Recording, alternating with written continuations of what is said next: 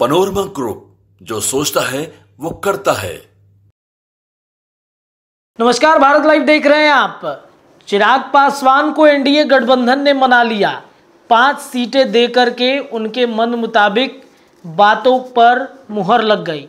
Hajipur seat से लेकर वैशाली तक की सीटों पर चिराग पासवान को नरेंद्र मोदी ने मना लिया। आखिरकार चिराग पासवान को लेकर के एनडीए गठबंधन में जो उथल पुथल मची हुई थी कि चिराग पासवान जो है नाराज हैं, चिराग भाग जाएंगे, इन तमाम मुद्दों पर अब कहीं ना कहीं पूर्णतः जो कही जाती है बातें, वो बातें अब समाप्ति की ओर जा रही हैं।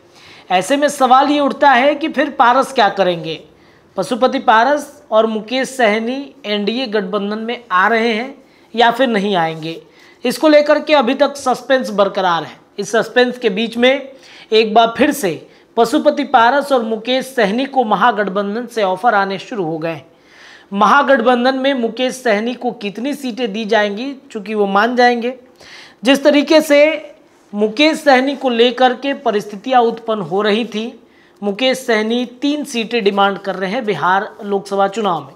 हालांकि भारतीय जनता पार्टी उन 3 सीटों पर तैयार नहीं हो रही है। इतना ही नहीं, आपको ये भी बताते चले कि मुकेश सहनी के अलावा पशुपति पारस को बड़ा ऑफर महागठबंधन के तरफ से लालू प्रसाद यादव ने दे दिया है। दरअसल चिराग पासवान को भी एनडीए के अलावा महागठबंधन से ऑफर आ चुके हैं।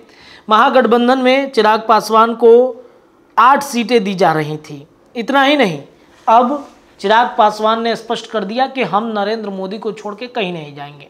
हालांकि पशुपति पारस ने भी कहा है कि हम लड़ाई एनडीए गठबंधन से ही लड़ेंगे, लेकिन कैसे संभव है। बीजेपी चाहती है कि पशुपति पारस अपना पार्टी विलय करा ले, या तो बीजेपी में, नहीं तो एलजेपी में ही अपनी पार्टी का विलय करा ले। पारस को ये बिल्कुल भी मंजूर नहीं है। इतना ही नहीं, पशुपति पारस को राज्यपाल भी बनाना है, इसके लिए भी बड़ा ऑफर दिया जा चुका है। उस पर भी पारस खुश नहीं है, उस पर भी पारस हामी नहीं भर रहे हैं। तो सवाल ये उठता है कि पशुपति पारस आखिरकार करेंगे क्या।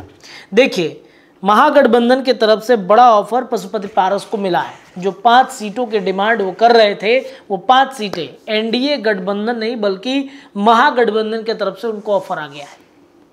अब बात करते हैं मुकेश सहनी की। तो मुकेश सहनी 3 सीटें डिमांड कर रहे थे एनडीए गठबंधन में, 2 सीटें बिहार में, 1 अन्य राज्यों में। हालांकि खबर तो ये चली कि बीजेपी ने एक मंत्रालय देने की बात कही है, यानी कि भारतीय जनता पार्टी ने केंद्र में 1 मंत्री बनाने को लेकर के बातें कही हैं। हालांकि मुकेश सहनी को 2 सीटों का ऑफर महागठबंधन की तरफ से दिया गया है, यानी कि 2 सीटों पर क्या मुकेश सहनी मानेंगे, ये एक चर्चा का विषय है। हालांकि क्या होता है, पारस कैसे मानेंगे, इस पर अभी तक सस्पेंस बरकरार है। मुकेश सहनी क्या करेंगे, ये भी अभी तक क्लियर नहीं हो पाया है। हो सकता है कि शायद आज मना लिया जाए, लेकिन आज देखिए नीतीश कैबिनेट के विस्तार होगी, और इस विस्तार से पहले क्या वाकई में नीतीश कुमार के साथ साथ ये सभी जो अलग थलग पड़े हुए हैं, उन सभी को समेटने में भाजपा तैयार हो जाएगी, ये देखना बड़ा दिलचस्प होगा। लेकिन ऑफर तो आ गए हैं। क्या करते हैं पारस, क्या करेंगे मुकेश सहनी, इस पर हमारी निगाहें। फिलहाल इस खबर में इतना ही। जुड़े रहिए भारत लाइव के साथ। धन्यवाद। पनोरमा ग्रुप, जो सोचता है वो करता है। अगर ये वीडियो पसंद आई और वह बिहार के राजनीति और बिहारियत से सरोकार रखेनी, तो सब्सक्राइब बटन दबा के चैनल के सब्सक्राइब कर ली। ओजे एगो घंटी बा, ओकरा बटन दबा देला से कुल सटीक और मारक खबर रुआ मुफ्त में मिल जाई। अगर रुआ पत्रकारिता के हमनी के नया प्रयोग में सहयोग कर चाहतानी, तो ज्वाइन बटन दबा दी।